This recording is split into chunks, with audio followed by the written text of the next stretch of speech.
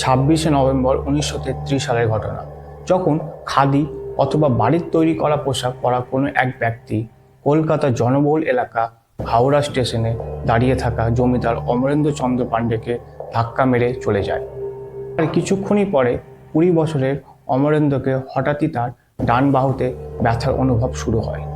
তিনি তখনই চিৎকার করে বলেন, কেউ আমাকে ছিঁড়েছে। আপনাদের জানাই, জমিদার অমরেন্দ্র চন্দ্র পাণ্ডে ওনার আত্মীয়দের সঙ্গে তাদের পারিবারিক বাড়ি পাকুড় যাচ্ছিলেন। যখন তিনি ব্যথার অনুভব করেন, ওনার সঙ্গে থাকা তাদের আত্মীয় স্বজনরা তাকে রক্ত পরীক্ষার জন্য অনুরোধ করেন। কিন্তু এইসবের মধ্যে হঠাৎই স্টেশনে কাউকে না জানিয়ে অমরেন্দ্র থেকে 10 বছরের বড় ওনার সৎ ভাই বিনয়েন্দ্র হঠাৎই স্টেশনে এসে হাজির হয় এবং এটাকে সামান্য একটি ঘটনা বলে এগিয়ে যাওয়ার পরামর্শ দেন। তিনি যখন পাকুড় পৌঁছালেন, হঠাৎই ওনার শরীর আরও খারাপ হতে থাকেন। ওনার জ্বর তখনও কমছিল না। যখন তিনি এইরকম তার অবস্থা দেখলেন, তখন তিনি সিদ্ধান্ত নিলেন তিনি কলকাতায় ফিরে যাবেন। কলকাতায় এসে যখন ডাক্তাররা সেই ব্যথার জায়গাটা দেখে, তখনই লক্ষ্য করেন যে তার ডান বাহুতে কেউ কোনো জিনিস দিয়ে একটা ফুটো করে দিয়েছে।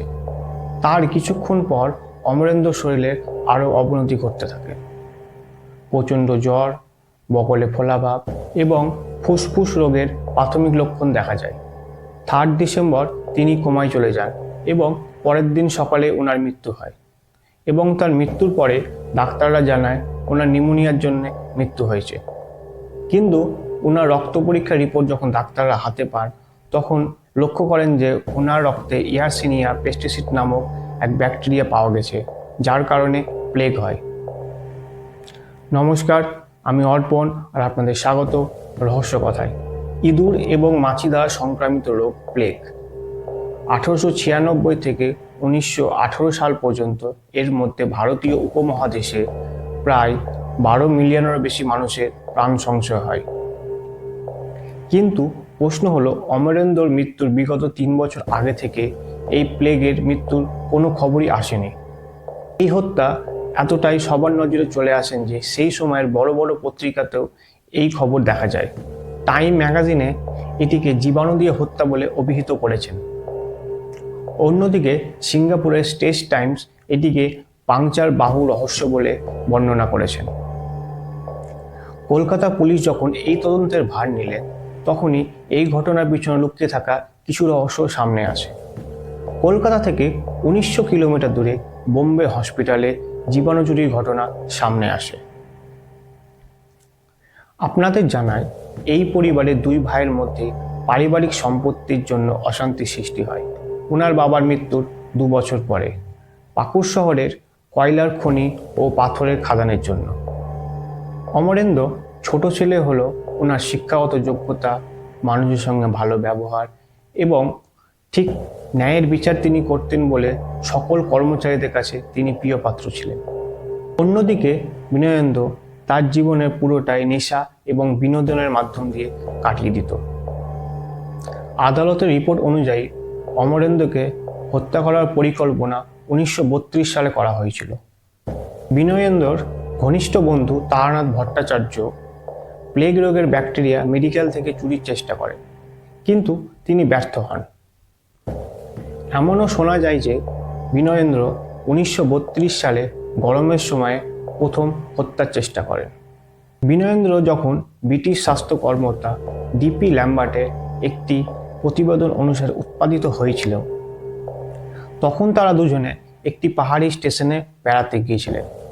তখনই বিনয়েন্দ্র তার পকেট থেকে বার করে একটি চশমা অমরেন্দ্রকে জোর করে পরিয়ে দেন এবং এইসবের মধ্যে অমরেন্দ্র নাকের পাশে কিছুটা কেটে যায়। স্পষ্টই এই চশমাতে ব্যাকটেরিয়া ছিল, তাই কিছুক্ষণ পরে অমরেন্দ্র অসুস্থ হয়ে পড়েন। ওনার রক্ত পরীক্ষা করলে টিটেনাস ধরা পড়ে, তাই ওনাকে অ্যান্টি টিটেনাস সিরাম দেওয়া হয়। ল্যাম্বার্ট রিপোর্টে জানায় যে সেই সময় বিনয়েন্দ্র 3 জন ডাক্তারকে নিয়ে আসেন অমরেন্দ্রর চিকিৎসার পদ্ধতি পরিবর্তনের জন্য, কিন্তু সকলকেই প্রত্যাখ্যান করা হয়। সেই সময় বিনয়েন্দ্র যখন সম্পত্তি দখলের পরিকল্পনা করছিলেন, তখন তার ডাক্তার বন্ধু তাকে এই প্লেগ ব্যাকটেরিয়ার পরামর্শ দেন।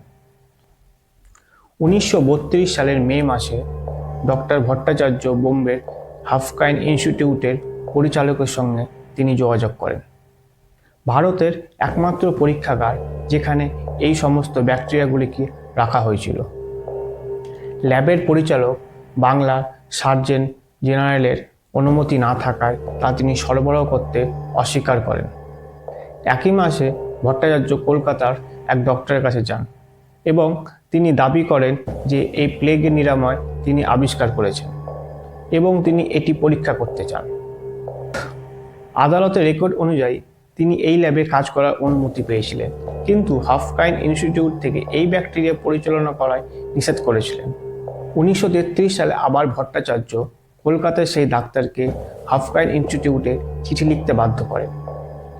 এই পত্রে হাফকাইন ইনস্টিটিউটে তিনি কাজ করার অনুমতি চেয়েছিলেন। সেই গ্রীষ্মে বিনয়েন্দ্র ভট্টাচার্যের সঙ্গে দেখা করেন এবং এই প্লেগ রোগের ব্যাকটেরিয়ার পাচারের জন্য সেই ইনস্টিটিউটে কাজ করা 2 ভেটেরিনারি সার্জনকে ঘুষ দেন। বিনয়েন্দ্র বাজার গিয়ে ইঁদুর কিনেন এবং তারপরে দুজনে আর্থার রোড সংক্রামিত রোগ হাসপাতালে যান, যেখানে এই ব্যাকটেরিয়া সংরক্ষিত করা হয়েছিল।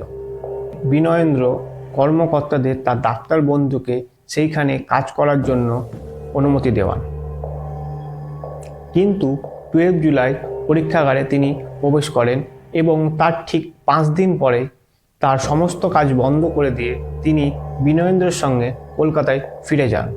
হত্যার 3 মাস পরে 1934 সালে পুলিশ এই দুজনকে গ্রেপ্তার করেন। তদন্তকারীরা বিনয়েন্দ্রের ভ্রমণের কাগজপত্র, বোম্বাই হোটেলের বিল, বোম্বাই হোটেলে রেজিস্টারে এন্ট্রি করা তার হাতের লেখা এবং যে দোকান থেকে ইঁদুর কেনা হয়েছিল সেই ইঁদুরের বিল সবই তাদের হাতে। দীর্ঘ 9 মাস ধরে এই কেস কোর্টে চলে এবং আত্মপক্ষ জানায় যে অমরেন্দ্রকে একটা ইঁদুরে কামড়েছিল। আদালত জানায় যে এই 2 অভিযুক্ত ব্যক্তি বোম্বে হসপিটাল থেকে এই প্লেগ ব্যাকটেরিয়া চুরি করে এবং তাদের কলকাতায় নিয়ে আসে। 26শে নভেম্বর 1933 সালের হত্যার দিন পর্যন্ত তাদেরকে জীবিত রাখা হয়। ট্রায়াল কোর্ট খুঁজে পান যে বিনয়েন্দ্র এবং ভট্টাচার্য এরা দুজন মিলে অমরেন্দ্রকে ভাড়া করা ঘাতক দিয়ে হত্যা করার চেষ্টা করেন, তাই তাদের মৃত্যুদণ্ড দেন এবং বাকি 2 চিকিৎসককে প্রমাণের অভাবে তাদের জামিন দেওয়া হয়। অপরাধের ইতিহাসে এই মামলাটি সম্ভবত অনন্য। ড্যান মরিসন আমেরিকার একজন সাংবাদিক, যিনি দ্য প্রিন্স অ্যান্ড দ্য পয়জনার নামক এক হত্যাকাণ্ডের মতন একটি বইয়ের উপরে গবেষণা করেছেন। বিনয়েন্দ্র 20 শতকের একজন ব্যক্তি, যিনি ভেবেছিলেন যে তিনি হত্যার সময় ভারতের আধিপত্য বিস্তারকারী ভিক্টোরিয়ার প্রতিষ্ঠানগুলোকে ছাপিয়ে যাবে।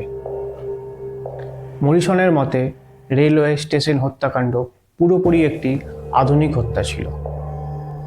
আজ এই পর্যন্ত, দেখা হবে পরবর্তী পর্বে নতুন এক রহস্য নিয়ে। ততদিন ভালো থাকবেন, সুস্থ থাকবেন। ধন্যবাদ।